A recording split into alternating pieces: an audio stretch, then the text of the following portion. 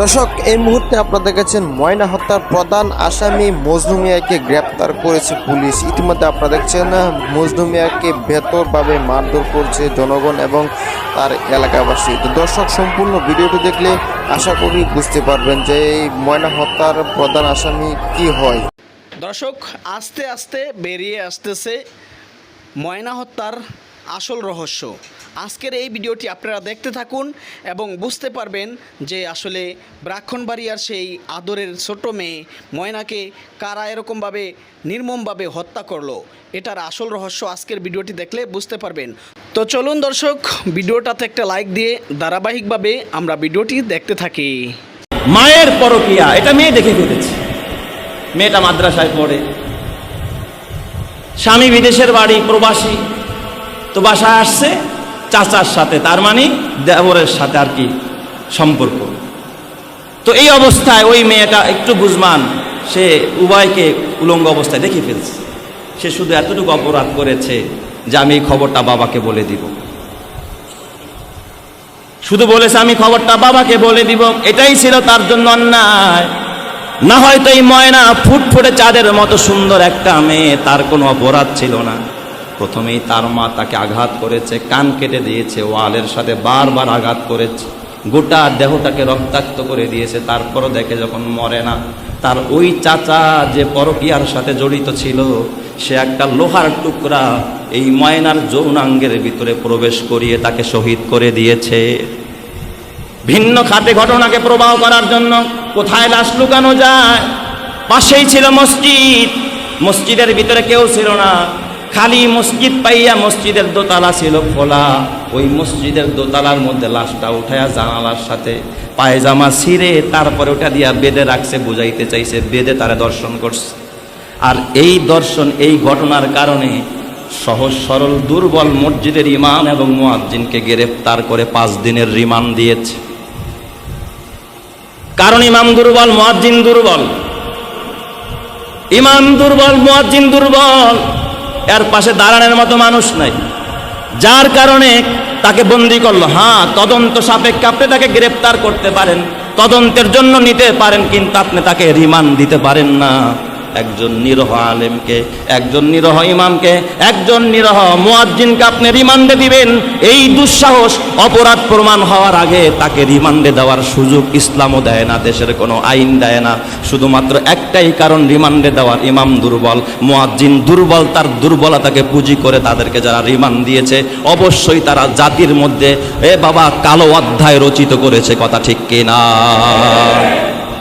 আমরা দোষীদের দৃষ্টান্তমূলক শাস্তি দাবি করি এবং তদন্ত সাপেক্ষে এই ঘটনার সাথে যারা জড়িত, যারা মূল হোতা, তাদেরকে 24 ঘন্টার ভিতরে গ্রেফতার করে শাস্তির আওতায় আনার দাবি জানাচ্ছি। কথা ঠিক না ঠিক? জোরে কর। কেন আলম সমাজকে কলঙ্কিত করা হলো? অথচ এই ফাহেসা যারা সমাজে চড়ায়, পরকীয়া যারা করে, এটা এত বড় জঘন্য অপরাধ। মানুষ যদি মানুষকে খুন করে, খুনের শাস্তি হলো তাকেও খুন করো, তাকেও ফাঁসির কাস্টে ঝুলাও, তার শাস্তিটাও কম। কিন্তু পরকীয়া করলে এটা খুনের শাস্তির চাইতেও আরো জঘন্য শাস্তি। কথা ঠিক কিনা? কি শাস্তি তা জানেন? পরকীয়ার শাস্তি, কোনো বিবাহিত নারী পুরুষ যদি ব্যভিচারে জড়ায়, অন্যায়ের সাথে জড়ায়, ব্যভিচার করে, তারা যদি জেনা করে, তাদের শাস্তি হলো মাটি গর্ত করো, গর্ত করে কোমর পরিমাণ, চাই সে নারী হোক পুরুষ হোক, কোমর পরিমাণ মাটিতে তাকে আটকায়া দাও, এরপরে চতুর্দিক থেকে পাথর মারো। বলেন, একটা মানুষকে ফাঁসির কাস্টে ঝুলায়া মারাটা সহজ, 1 মিনিটে তার জীবন শেষ। কিন্তু পাথর দিয়া এইভাবে পিটা মারা 1-1.5 ঘন্টা লাগবে। বলেন তো, এই শাস্তি ওই মৃত্যুদণ্ডের চাইতেও বড় কঠিন শাস্তি। কথা ঠিক কিনা? এটা হলো ধর্ষণের শাস্তি, পরকীয়ার শাস্তি। অথচ আমাদের সমাজ আজকে এই পরকীয়ার মধ্যে আসক্ত হয়ে পড়ছে। কথা ঠিক না বা ঠিক? যারা তো ভিউয়ার্স, আমরা সুদূর ব্রাহ্মণবাড়িয়া থেকে আমরা আবারও আসছি আমাদের হবিগঞ্জের বানিয়াচং যে এলাকাটা রয়েছে, এলাকায় আসছি আমরা। এই এলাকার যে ইমাম সাহেব রয়েছে হামিদুর রহমান, ওনার এলাকার একজন সম্মানিত নাগরিকের কণ্ঠ শুনতে চাইবো যে হামিদুর রহমান, মাওলানা হামিদুর রহমান কেমন? হামিদুর রহমান সম্পর্কে আমরা একটু বক্তব্য দেন। হামিদুর রহমান আমাদের এলাকার একজন আলেম, নরম মিজাজের, যেটা আমরা জানি। তার মধ্যে কোনো অগ্র নাই, তার মধ্যে কোনো অস্থিরতা নাই। এই হিসাবে আজ 4 বছর ধরে এক মসজিদে যে মসজিদের ঘটনা ঘটছে, এই মসজিদের ইমাম। কিন্তু এই এলাকাবাসীর কাছ থেকে আমরা অনেকবার অনেক সময় আনবিনয় করছি, আমরা এই ফুল আমরা আমাদের দেশে আনবার জন্য, আমাদের এলাকাতে আনবার জন্য, কিন্তু তারা এক কজুটে তারা দিতে ইচ্ছুক না, দেয় না। যে বিধানে সে এখানে মায়াও পাইছে আর ভালো মনে করে তাহে। আর এই যে এলাকাবাসী তার প্রতি অত সন্তুষ্ট কয় যারে। আপনারা লাইফের মধ্যে অনেক লাইফের মধ্যে দেখছেন, তারা সাক্ষাৎকারের মধ্যে দেখছেন যে এই অত নরম মনের মানুষ আলেমের মধ্যে আর ফাই নেই, কোনোদিন ফাই নেই। যে বিধানে আমাদের আনতে পারি নাই। আমরা কিন্তু অনেক রিকোয়েস্ট করছি, তারার মধ্যে রিকোয়েস্ট করছি যে এই ফুল আমাদের এলাকার রাখবো, যে ফুলটা আমরা ফুটছে এই ফুল আমরা এলাকায় রাখবো। কিন্তু তারা কাছে অনেক কিছু পাইছি যে না, আপনারা ফুল ওই আমরা এলাকাতে আমরা অত্যন্ত ভালোবাসি, মায়া করি। এই বিধানে আমরা এখানে আজকে 4 বছর বিগত 4 বছর ধরে এখানের মধ্যে অবস্থান করে শিক্ষা প্রতিষ্ঠানতা অথবা ছাত্র ময়না হত্যাকাণ্ডে সে তো ফেসে গেছে। এখন সে এটা একটু আমরা যা কাল্পনিক অবস্থায় অথবা নিজের একটা বিভাগ রিচার্জ করে দেখছি, এটা একটা পরিকল্পিত একটা সন্দেহমূলক একটা এরা ইমাম মসজিদে ফাঁসানোর জন্য এরা নিজেরা আমাদের কাজ করছে। অবশ্যই একদিন না একদিন বেঁচে উঠবো ইনশাআল্লাহ।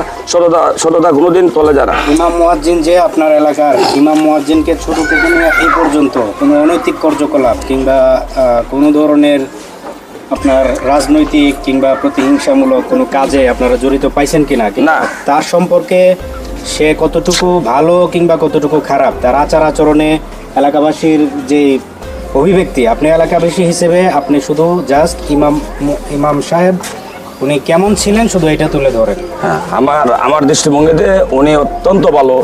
যে আয়তানের প্রথম ক্লাস থেকে শুরু করে মানুষের প্রত্যেকটা একটা জীবনের একটা লাইফ থাকে, কিন্তু আমার মনে হয় তার কোনো দিকে তার কোনো ধরনের কোনো স্পট নাই। আমার ব্যক্তিগত অথবা আমাদের এই এলাকার আপনারা জাস্টিফাই করে দেখেন, তার মধ্যে কোনো ধরনের কোনো স্পট নাই। এজ এ এলাকাবাসী হিসেবে আপনাদের কোনো অভিযোগ তার প্রতি নাই। এক কজুরে কথার খুব ভালো মানুষ, এত নরম, এত মিজাজ, এত ভালো এরকম ধরনের মধ্যে আলিমের মধ্যে হয় নাই। অনেক সময় যদি রাগরঞ্জিত হয় তাহলে রাগিলা মানুষটারে সে কাছে টাইনে নেয়, নিয়ে অনেকটা বুঝাইয়া রাগ নিবারণ করে দেয়। এত ভালো আলিমের মধ্যে অত শ্রেষ্ঠ। কিন্তু বানিয়াছুন আরও তো বহুত আলিম আসুন, আশা করবো তা কোনো ব্যক্তি আলিম হিসাবে তাহলে এই অশ্লীলতার মধ্যে, দুর্নীতির মধ্যে বা রাজনৈতিক দলের মধ্যে কোনো ধরনের অংশগ্রহণ সে করে নাই। আসসালামু আলাইকুম ভাই, আপনার নাম? আমার নাম সাবান মিয়া। আপনি হামিদুর রহমান ভাইয়ের এলাকার একজন প্রত্যক্ষদর্শী এবং তার এলাকার একজন জনসাধারণ হিসেবে হামিদুর রহমান ভাই কেমন ছিলেন আপনার মুখ থেকে শুনতে চাই। উনি অনেক ভালো ছেলে আছে। আজ পর্যন্ত ছোটোবেলা থেকে আমরা দেখছি বড় হয়েছে, কোনো একটা ডিফল্ট নাই তার, বা কোনো একটা সমস্যা নাই। লেখাপড়ার থেকে আজ পর্যন্ত কোনো সমস্যা তার হয়েছে না। আর কোনো অপকর্ম কোনো কিছুতে পাইছেন না? আর মুক্তির ব্যাপারে কিছু কি বলতে চান কিনা? মুক্তির ব্যাপারে এত নির্দোষী এই কাজ তো করতেই পারে না। অতি তাড়াতাড়ি তারা মুক্তি দেওয়া দরকার, জরুরি। আমরা অবশ্যই অবগত আছি, দেশ এবং প্রবাসের যে যেখান থেকে আমাদের এই ভিডিওটা দেখছেন আমরা সকলে অবগত আছি। দীর্ঘ কয়েকদিন যাবৎ আজকে আমাদের এই বাংলাদেশের ব্রাহ্মণবাড়িয়া জেলার শাহবাজপুর ইউনিয়নে হাবলিপাড়াতে একটা মর্মান্তিক ঘটনা ঘটেছে। আমরা সকলে অবগত আছি। ময়না হত্যার তদন্ত চলছে। এই নিয়ে এলাকাবাসী থেকে ধরে সকলেই এক বাক্যে বলছে ইমাম এবং মুয়াজ্জিন তারা নির্দোষ। তারপরও আমাদের কিছু কুচক্রী মহল তারা নিজেদেরকে। দর্শক, এই ভিডিওটা সর্বোচ্চ শেয়ার করা উচিত, কারণ দুই আলেমের যতটা মানহানি হয়েছে এই ভিডিওর মাধ্যমে সবাই যেন জানতে পারে। তাই দয়া করে সবাই ভিডিওটি শেয়ার করে সকলের কাছে পৌঁছে দিন।